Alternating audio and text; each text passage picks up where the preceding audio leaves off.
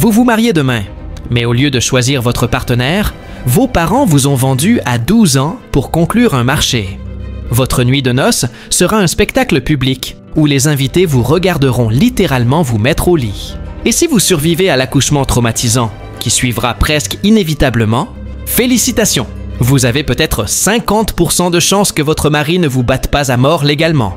Bienvenue au mariage médiéval, où, jusqu'à ce que la mort nous sépare, était moins une promesse romantique qu'une chronologie réaliste.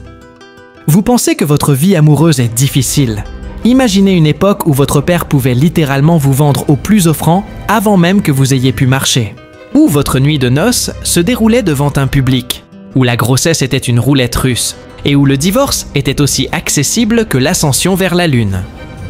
Quand nous aurons terminé, vous serez reconnaissant envers toutes les TFO, applications de rencontres. Car comparé à ce que nos ancêtres ont enduré au nom du mariage, même la pire rupture ressemble à un conte de fées. Mais avant de révéler les secrets les plus sombres du mariage médiéval, qui changeront complètement votre point de vue sur les relations modernes, il y a quelque chose que vous devez savoir sur une fille de 12 ans nommée Margaret. Quelque chose de si dérangeant que les historiens préfèrent ne pas en parler. Elle s'appelait Margaret Beaufort et vivait à la fin du Moyen Âge. À 6 ans, ses tuteurs la marièrent à John de la Pole, dans le cadre d'une transaction immobilière. Margaret n'a jamais reconnu ce mariage. Elle était trop jeune pour comprendre ce qui lui arrivait. Mais les adultes qui l'entouraient savaient exactement ce qu'ils faisaient: s'assurer le contrôle de son héritage massif. 3 ans plus tard, lorsque le vent politique changea, ils dissolvèrent ce mariage comme s'il n'avait jamais existé et le vendirent à nouveau. Cette fois, à Edmund Tudor, alors âgé de 24 ans. Margaret en avait 12. Et c'est là que les choses se compliquent. Si le droit médiéval autorisait techniquement le mariage à ces âges, il existait une règle tacite exigeant que la jeune fille ait au moins 14 ans, avant d'officialiser le mariage. Edmund Tudor a décidé qu'il ne pouvait pas attendre.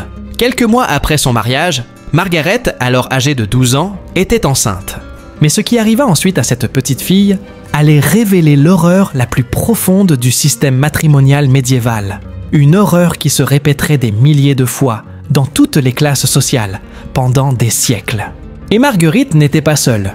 Il y avait une autre enfant, Isabelle de Valois, fille du roi de France. En 1396, elle épousa le roi Richard II d'Angleterre. Isabelle avait 6 ans et 5 jours. Son trousseau, les biens qu'elle apporta à son mariage, comprenait littéralement ses poupées et des meubles miniatures en argent pour elle. Alors que Margaret luttait pour sa vie à 13 ans en accouchant, tandis qu'Isabelle jouait à la poupée en tant qu'épouse de roi, tout un système d'horreur légalisé se déployait autour d'elle. Un système si brutal que ce que vous allez découvrir vous fera remettre en question tout ce que vous pensiez savoir sur le mariage historique. Remontons le temps, mais pas là où on pourrait l'attendre. Non pas vers des contes romantiques, de chevaliers et de princesses, mais vers des contrats de mariage royaux signés à l'encre et au sang. Il ne s'agissait pas de mariages d'amour qui avaient mal tourné. C'étaient des accords commerciaux calculés. Les parents médiévaux n'étaient pas des monstres. Ils vivaient dans un système où les enfants, surtout les filles, étaient des actifs économiques. Une fille possédant des terres et des titres était un véritable ticket de loterie gagnant qu'il fallait encaisser avant que les choses ne se tournent mal. Et les choses tournaient constamment mal. Guerre, épidémie, bouleversements politiques pouvaient anéantir la fortune d'une famille du jour au lendemain. Les parents jouèrent donc sur le marché matrimonial comme des spéculateurs, mariant leurs enfants le plus jeune possible pour garantir alliances et transferts de richesses. Le plus troublant, c'est que c'était parfaitement légal et socialement acceptable parmi les classes supérieures. L'Église avait des règles concernant l'âge de consommation, mais elle les appliquait rarement en matière de mariage politique. L'argent était plus fort que la morale. Mais voici la réalité historique. Si ces cas extrêmes donnent lieu à des histoires choquantes, la plupart des gens du Moyen Âge se mariaient en réalité beaucoup plus tard. Les paysans et les familles de la classe moyenne se marièrent généralement à la fin de l'adolescence ou au début de la vingtaine. Ces mariages d'enfants étaient principalement un problème pour les riches, conséquence d'une richesse et d'un pouvoir trop important pour être exploité. Cependant, pour les Margaritas et les Isabelle du monde, l'enfance a pris fin au moment où quelqu'un a décidé que leur héritage valait plus que leur innocence. Et la véritable horreur, ce n'était que le début de leur calvaire conjugal. Car c'est après avoir dit oui que le système médiéval a véritablement manifesté son sadisme le plus raffiné. Ce que vous allez découvrir sur les nuits de noces médiévales fera passer l'humiliation publique moderne pour un passe-temps civilisé. Revenons à Margaret Beaufort, aujourd'hui âgée de 13 ans, qui accouche. Selon son confesseur, l'évêque John Fisher, qui a documenté l'événement, c'était un miracle qu'un bébé puisse naître d'une si petite personne. C'est médiéval de dire que le corps de Margaret était si sous-développé que tout le monde s'attendait à la mort de la mère et de l'enfant. La naissance fut si traumatisante que, bien que Margaret se soit remariée 2 fois après la mort d'Edmund, elle n'eut plus jamais d'enfant. Les dommages causés à son corps de 13 ans furent permanents. Un accouchement atroce avait laissé la future mère de la dynastie Tudor stérile à vie. Mais l'expérience de Margarita n'était pas inhabituelle, elle était simplement mieux documentée en raison de son statut. Le docteur Michael Hicks, historien spécialisé dans la fin du Moyen-Âge à l'université de Winchester, étudie les registres de mariage de la noblesse depuis des décennies. Ses conclusions révèlent des tendances que l'histoire populaire préfère ignorer. Les contrats de mariage médiévaux n'étaient pas des documents romantiques. Et s'explique Hicks. C'étaient des instruments financiers complexes qui spécifiaient non seulement l'échange de biens, mais aussi des clauses détaillées sur ce qui se passerait en cas de décès de l'un des époux. Les archives du Vatican, dont beaucoup n'ont jamais été traduites en espagnol, contiennent des milliers de demandes d'annulation qui révèlent le côté sombre du mariage médiéval. Sarah Rhys Jones, médiéviste à l'université de York, a passé des années à déchiffrer ces documents. Nous avons constaté des abus systématiques, parfaitement légaux, note Rhys Jones. Les femmes demandaient de l'annulation de leur mariage parce que leur mari les battait, les emprisonnait ou les menaçait de mort régulièrement. Et dans la plupart des cas, l'Église rejetait ces demandes, les abus n'étant pas considérés comme un motif suffisant pour dissoudre un mariage. Les archives hospitalières médiévales, conservées dans des monastères à travers l'Europe, racontent une histoire encore plus sombre. Sœur Marie-Catherine, archiviste au monastère Sainte-Claire d'Assise, a catalogué des dossiers médicaux du XIVe siècle documentant les conséquences physiques du mariage médiéval. Nous constatons des schémas récurrents de jeunes femmes arrivant avec des blessures qui ne peuvent être que le résultat de violences conjugales systématiques. Explique-t-elle. Fractures mal cicatrisées, signes de violence sexuelle, malnutrition délibérée. Et ces jeunes femmes ont eu la chance de pouvoir consulter un médecin. Mais les preuves les plus révélatrices proviennent peut-être des archives financières médiévales elles-mêmes. Le docteur Christopher Dyer, historien de l'économie à l'université de Leicester, a analysé des milliers de contrats de dot et a découvert des schémas révélant la véritable nature économique du mariage médiéval. Les chiffres ne mentent pas, affirme Dyer. Des familles dépensent aujourd'hui l'équivalent de 500 000 $ pour la dot de leur fille, pour la voir mourir en couche 2 ans plus tard. Et elles doivent ensuite faire de même pour leur fille suivante. Ce système était conçu pour transférer des richesses colossales tout en consommant des vies humaines. Les codex juridiques médiévaux, dont beaucoup sont conservés dans des bibliothèques monastiques, révèlent un aspect encore plus troublant. Le professeur Eduardo Martínez Torres, spécialiste du droit canonique médiéval à l'Université Complutense de Madrid, a traduit des dizaines de ces textes juridiques. Le droit médiéval spécifiait explicitement les méthodes appropriées pour discipliner une épouse, explique Martínez Torres. Un mari pouvait frapper sa femme avec un bâton, à condition qu'il ne soit pas plus épais que son pouce. Il pouvait l'enfermer sans nourriture pendant des jours en guise de punition. Il pouvait la violer quand il le voulait, car le concept de viol conjugal n'existait tout simplement pas. Tout cela était non seulement légal, mais constituait une responsabilité conjugale. Les archives de l'Inquisition espagnoles contiennent des cas particulièrement révélateurs. Le docteur Carmen Sotovega historienne à l'université de Salamanque, a répertorié des milliers de témoignages de femmes cherchant à échapper à des mariages violents. Nous avons trouvé des femmes qui s'accusèrent de sorcellerie et attendèrent d'être brûlées, préférant mourir plutôt que de continuer à vivre avec leur mari, révèle Soto Vega. D'autres se mutilaient délibérément pour se rendre indésirables. Certaines se réfugièrent dans des couvents, non par vocation religieuse, mais parce que c'était le seul endroit où un homme ne pouvait pas légalement les revendiquer comme propriété. Les archives médicales arabes médiévales offrent une perspective unique. Le docteur Ahmad Hassan, historien de la médecine à l'université de Cordoue, a étudié des traités de médecine islamique décrivant des blessures courantes chez les femmes mariées. Vodk, les médecins arabes paramédiévaux ont développé des techniques spécifiques pour traiter les fractures faciales récurrentes chez les jeunes femmes, explique Hassan. Ils disposaient de procédures standards pour les blessures internes, qui ne pouvaient résulter que de violences sexuelles répétées. Il ne s'agissait pas de cas isolés, ils étaient si fréquents qu'ils sont devenus des spécialités médicales. Des contrats de mariage conservés dans les archives de Venise révèlent des clauses terrifiantes. La Dre Giulia Rossini, paléographe aux archives d'État de Venise, a déchiffré des contrats qui comportaient des dispositions explicites sur les violences conjugales. Certains contrats stipulaient que si la femme ne donnait pas d'héritier, mâle dans les 3 ans, le mari pouvait prendre des concubines, explique Rossini.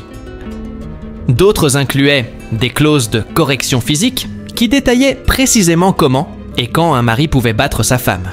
Il s'agissait d'un abus contractuel légalisé. Les journaux intimes des nobles médiévaux, souvent rédigés en latin pour préserver le secret de leur contenu, offrent des témoignages de première main. Le professeur Jean-Claude Dubois, spécialiste de littérature privée médiévale à la Sorbonne, a traduit des dizaines de ces journaux. Les nobles parlaient de leurs épouses comme ils parlaient de leur bétail, révèle Dubois. Ils documentaient chaque grossesse, chaque fausse couche, chaque décès infantile, calculant constamment le retour sur investissement de leur mariage. Une entrée typique. Ma femme n'a pas donné d'héritier pour la 4e fois. Je dois envisager de la remplacer. Ces chercheurs ont découvert quelque chose que les livres d'histoire romantique préfèrent omettre. Le mariage médiéval n'était pas seulement brutal pour les femmes. C'était un système économique entier, construit sur l'exploitation systématique des filles et des jeunes femmes. Les registres paroissiaux de toute l'Europe, analysés par des chercheurs modernes à l'aide de techniques statistiques avancées, révèlent que la mortalité féminine a explosé après le mariage, notamment entre 15 et 25 ans. Ce n'était pas une coïncidence. C'était le résultat prévisible d'un système qui considérait les femmes comme des géniteurs de grande valeur. La Dre Patricia Montenegro, anthropologue médico-légale de l'Université autonome de Barcelone, a examiné des restes squelettiques provenant de cimetières médiévaux dans toute l'Espagne. Ces découvertes confirment les indications des documents historiques.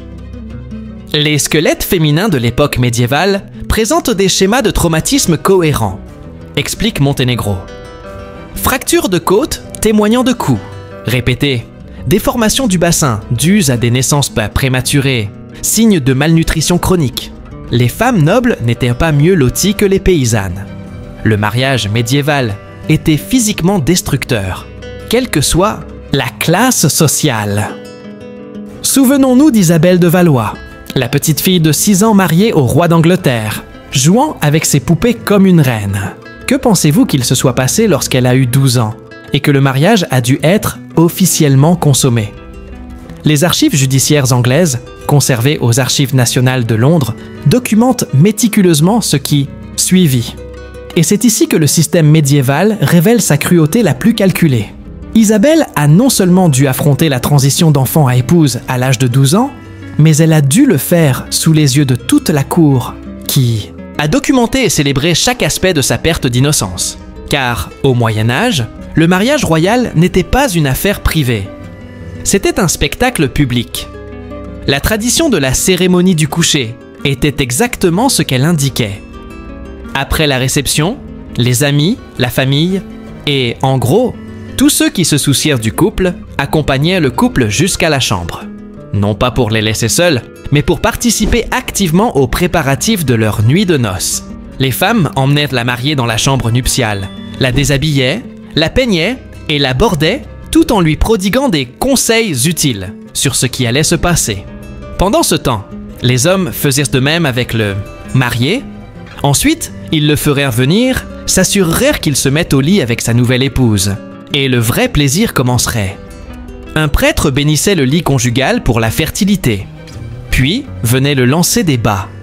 Les demoiselles d'honneur et les garçons d'honneur s'asseyaient de chaque côté du lit et lançaient les bas du couple vers eux. Un lancer direct signifiait que celui qui le lançait serait le prochain à se marier. Mais c'est là que les choses se compliquent. Dans de nombreux cas, notamment parmi les membres de la royauté et de la haute noblesse, les témoins restaient pour s'assurer que le mariage était consommé. Ils n'observèrent pas l'acte lui-même. Même au Moyen Âge, ils avaient des limites, mais attendaient derrière les rideaux du lit, attendant des preuves. Vous souvenez-vous de Margaret Beaufort, cette fillette de 12 ans tombée enceinte? Immédiatement, sa cérémonie du coucher a été documentée car elle revêtait une importance politique. Une fillette de 12 ans se préparait physiquement à un acte dont on savait qu'il pouvait la tuer, sous le regard et la célébration de nobles adultes. La pression était énorme, car si le mariage n'était pas consommé, il pouvait être annulé, et toutes ces alliances politiques s'effondreraient. Et voici le rappel le plus troublant. Vous souvenez-vous qu'Isabelle de Valois avait des poupées dans son trousseau? Ces mêmes poupées étaient dans sa chambre la nuit où, à 12 ans, elle a dû subir cette cérémonie publique de perte d'innocence. Les archives judiciaires françaises attestent qu'Isabelle a conservé ses poupées jusqu'à l'âge de 14 ans, même après être officiellement devenue une femme aux yeux du droit médiéval. C'était une enfant qui tentait de s'accrocher aux derniers vestiges de son enfance, tandis que le monde des adultes la forçait à assumer des rôles pour lesquels elle n'était ni préparée physiquement ni émotionnellement. Mais les archives révèlent quelque chose d'encore plus troublant concernant Isabelle de Valois. Lorsqu'elle mourut à l'âge de 19 ans, officiellement de ses maladies, les médecins de la cour notèrent des symptômes que les spécialistes modernes reconnaissent comme un traumatisme psychologique grave. Elle avait développé ce que nous appellerions aujourd'hui un syndrome de stress post-traumatique, une dépression sévère et probablement un trouble alimentaire. Les dossiers médicaux décrivent une jeune reine qui avait cessé de parler pendant des jours, refusait de manger et se réveillait en hurlant la nuit. Ses serviteurs rapportèrent qu'ils la trouvaient souvent blottie dans un coin, jouant tranquillement avec les poupées qu'elle avait apportées à son mariage à l'âge de 6 ans. Isabelle n'a jamais eu d'enfant.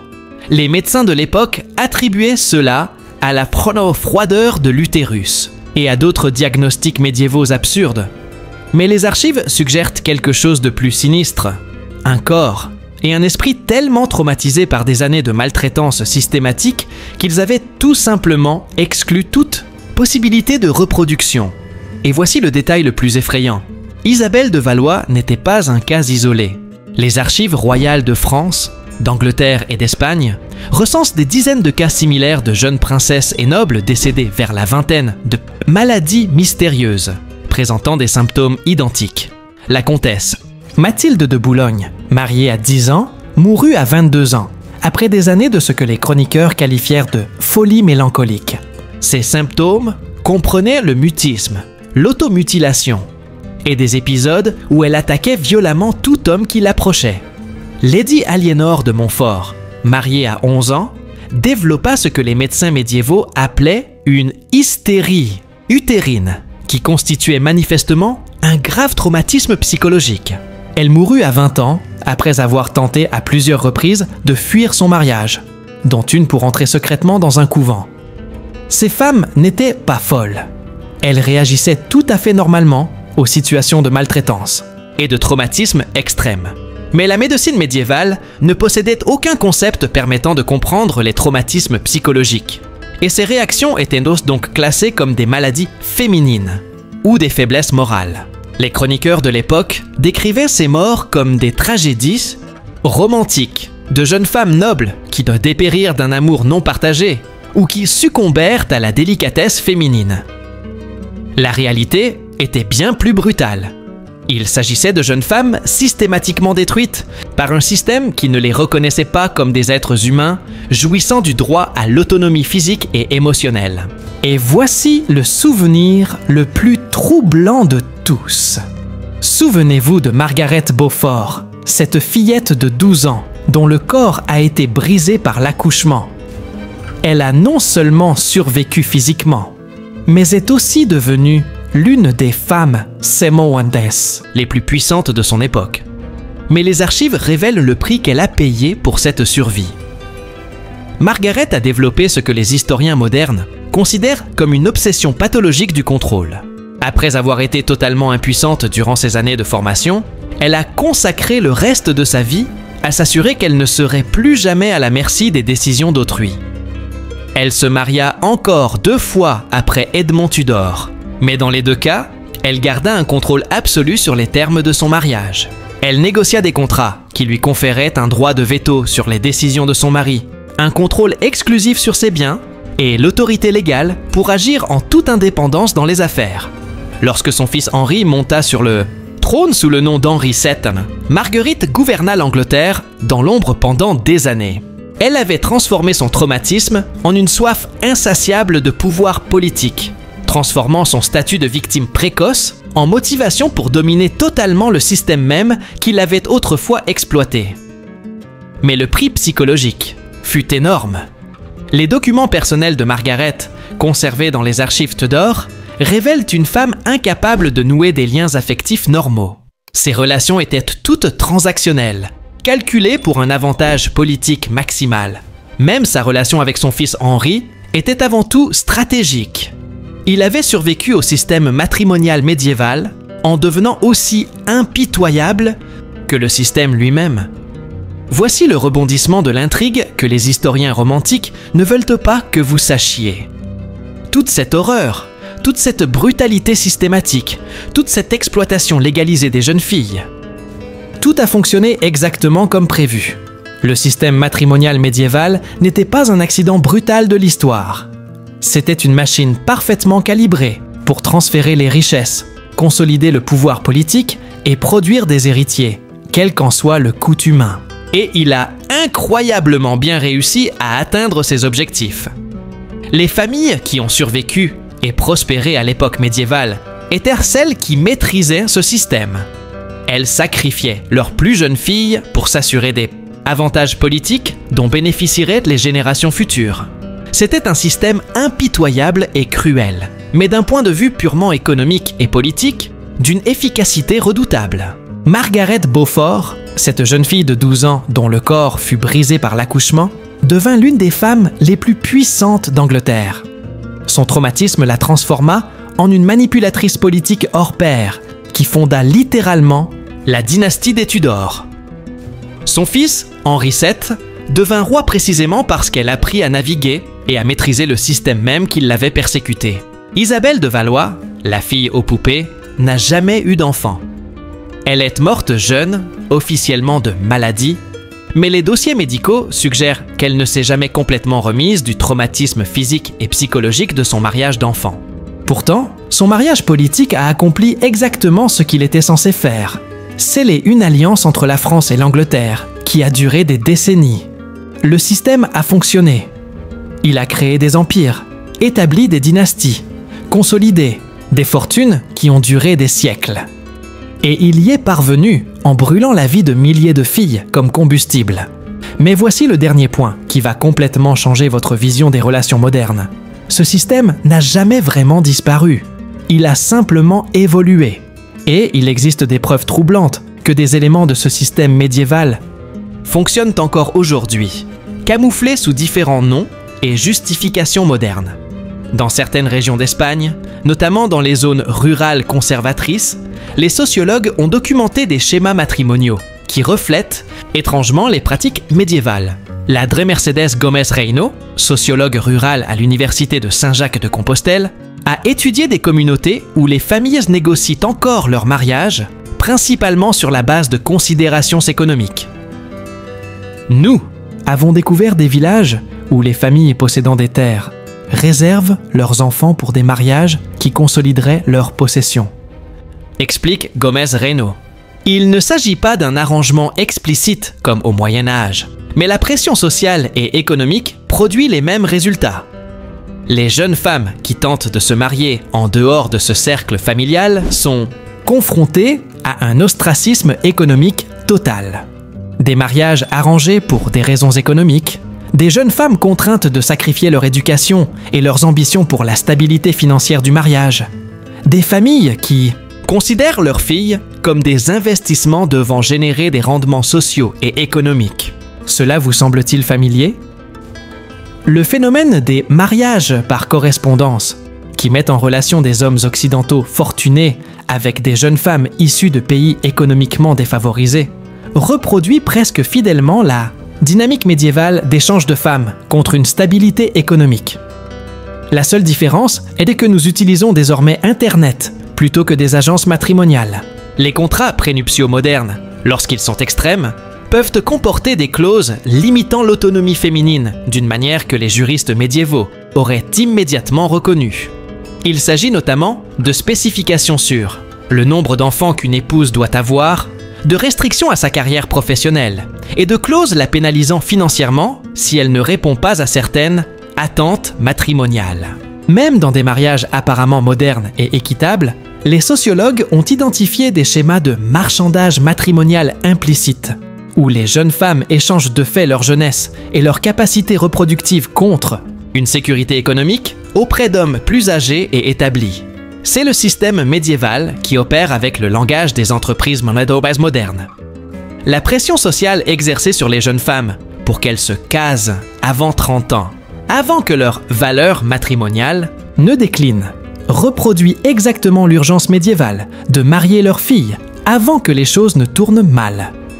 Seulement, aujourd'hui, l'horloge biologique a remplacé les épidémies et les guerres comme menaces rendant le mariage urgent.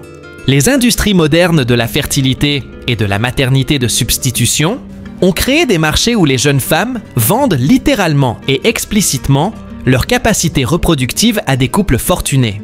C'est le système médiéval de la reproduction comme marchandise, mais avec des contrats juridiques sophistiqués et une terminologie médicale élégante.